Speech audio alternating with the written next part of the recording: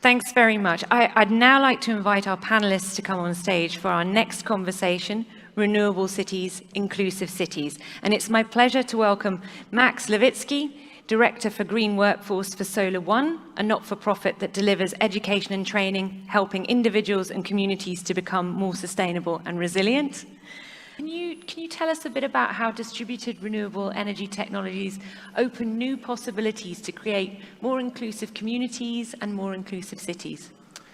First, thank you so much. It's an honor to be here. And in regards to that question, as we think about the standard fossil fuel powered plants that have given us all energy for hundreds of years now, and we make the shift into newer energy resources such as solar, wind, battery backup systems. Each of these different sectors are creating their own specific niche of jobs, which each contain their own skill sets that may not have been relevant to previous industries. With these new skills require a well-trained workforce, as well as people who are able to fulfill those jobs. At the same time the pandemic was starting, New York City and New York State, before it, each were passing landmark climate legislation acts with very high carbon reduction targets.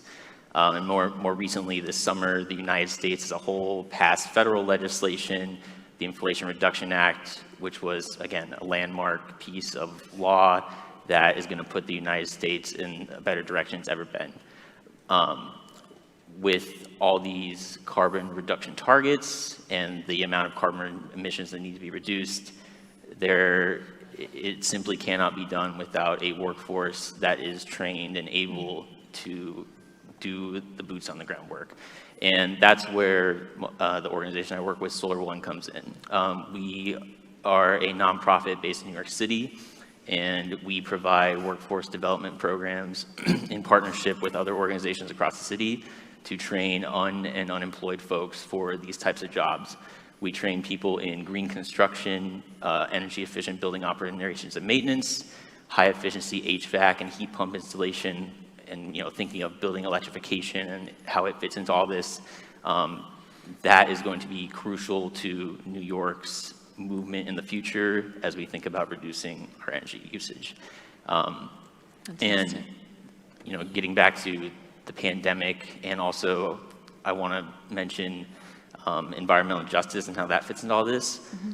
If we think of shifting from fossil fuel power to distributed renewable energy, historically marginalized communities are the ones that have been living near fossil fuel power plants, and they have experienced health issues, have been forced to have dirty water, dirty air.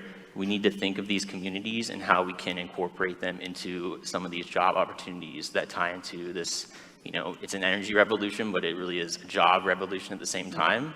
Yeah. And it is critical to think of both simultaneously. Great, thank you very much. Max, if we can come back to you briefly, if I may ask you just to sort of comment. You already talked a bit about training and reskilling, but is there anything you want to add in terms of what we've heard from Mayor Butaleb? Sure. As far as how it's done, I can at least say what our organization does that's been very successful. So in addition to the workforce development training programs, we also provide community solar benefits to New Yorkers from low to moderate income communities. We provide youth education all across the city in all 5 boroughs. And the only way this is done is our reliance on strong strategic partnerships with local community organizations. These are groups that have their ear to the ground and really know the residents in their specific zip codes one-on-one. And by leveraging each of our core competencies, they're able to engage the most micro-local residents possible and connect them to opportunities such as what Solar One provides. And it really helps build this relationship and get us closer to these climate goals that we're talking about.